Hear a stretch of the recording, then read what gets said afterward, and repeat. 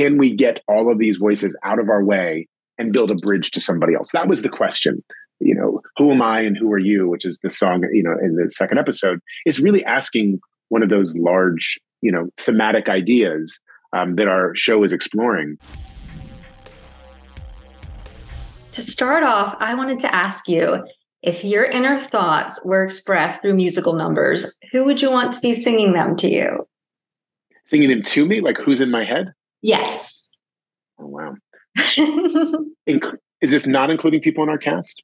Because I would say anybody from our cast is welcome and have lived in my head for a while. Yeah, you can include them. I wouldn't mind Carlos singing me a song. I'm not going to lie to you.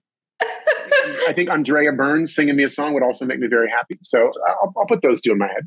All right. Nice. Cool. Well, what really spoke to you about Up Here? Did anything stick out to you about the original play or, just the idea of this adaptation?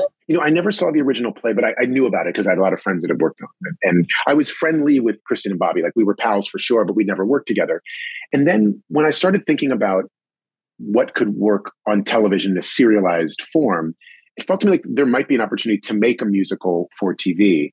I called them and said, is there anything you've had on your mind or anything, new idea or an older idea? And they said, we always wanted to revisit this notion about a group of, people from our past that imprint on us and stay in our heads and make that into a musical that can happen over 8 episodes as opposed to, living on stage for 2 hours, 2.5 hours.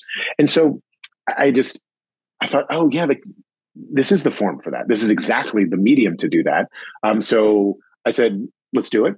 We reached out to our friend Stephen Levinson, who I knew from Fosse Verdon, and they were pals with, and then Danielle Sanchez-Witzel, who I'd developed some other stuff with, and I just knew was about as smart a TV writer as you could get. And we put our brains together and wanted to see what we could make. So for me, it was really about collaborating with these people that I knew and admired, but hadn't yet. That was kind of the impetus. And then once we got into it, I felt, we're going to make a show that can be something that many people can feel themselves reflected back in. What it takes to just walk out the door with all the noise in our heads, I think is something that we can relate to, but people don't really talk about. And I thought that, this group of writers did it with great humor, with great joy, and also truthfulness. It just feels like I think we relate to the show because it's honest. Yeah, well, kind of on that same note, I mean, a lot of this is about how Lindsay and Miguel struggle to shake these voices and let go of these fears. They're shown as physical manifestations. They're such a big part of their lives. So what are you hoping that viewers really take away from that aspect? Well, I think that it is possible to get to know somebody and to work towards that. And now there might always be something buried deep, but can we get all of these voices out of our way and build a bridge to somebody else? That was the question. Who am I and who are you, which is the song, in the second episode, is really asking one of those large, thematic ideas that our show is exploring. If you are to truly love somebody, can you do so if you don't truly love yourself? I think that's also something that, feels like it's discussed more and more recently and not something we always have spoken about. And I think that the show is hilarious and vulnerable. And I think it puts those things right next to each other, which is, I think, a much more accurate representation of life.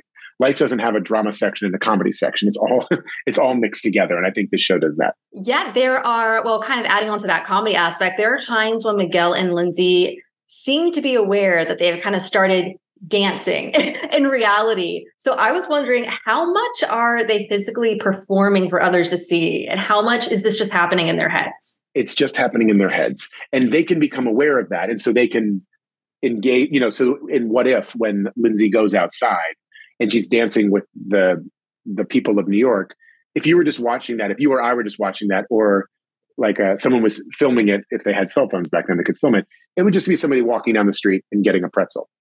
It wouldn't feel like a number to us. It is to them. It's the person inside of it. Cool. Yeah, I was very curious about that aspect, but I love that. Cool. Okay. Well, it looks like I am going to have to wrap, but thank you so much for chatting with me about the show. Thank you. Thank you for watching.